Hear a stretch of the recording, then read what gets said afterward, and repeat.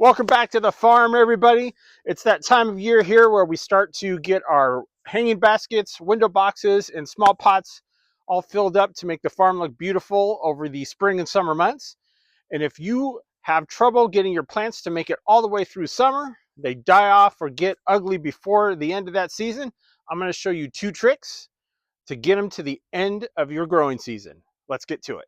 First, let's talk about what causes the problem or why you have a problem and your plants don't make it to the end of the season. This is a hanging basket we're going to use, but the problem's the same no matter what you're planting in. We have this plant that we're putting in a small container. It's limited on how much soil it has access to, so it cuts back on the amount of water and nutrients it can get, especially the bigger the plant gets.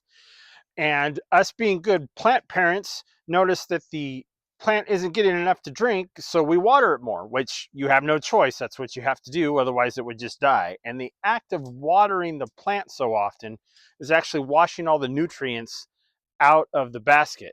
And so we get in a situation where the plant is always thirsty, and then when it does finally get water, it needs nutrients, and we washed a lot of it away. So I'm going to show you how to solve that so it isn't an issue and you don't have to water as often.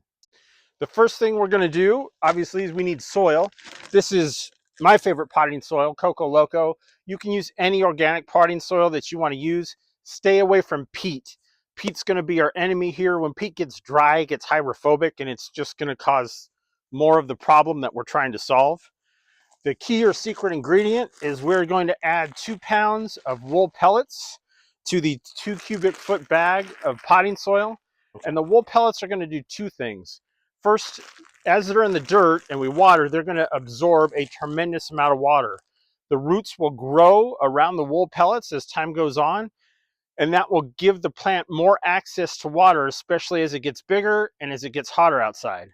The second benefit is the wool pellets will release nitrogen into the dirt as the summer goes on, which will provide a food source for our plant in between its liquid feedings. So the wool pellets essentially are helping with the water, keeping more water in our container, and providing something for your plant to munch on while it's waiting for its regular feedings. Now, there's one downside to wool pellets, and that is they're extremely hard to find.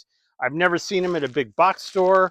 I haven't even seen them in our local nursery. You have to get them typically from a farm. This is a local provider that is near us, and they got their product on Amazon. So I've linked it into our Amazon store in the description below. If you're interested in trying it out, you can find it in our store there. Just look under fertilizer. They're not a sponsor, but this is just a great product, and it's hard to find, so I thought it would help you out. So I've got 2 cubic feet of soil and 2 pounds of wool pellets. You just have to add them and get them mixed in good. All right, we got our hanging basket done. Flowers are in it. Wool pellets are in our soil.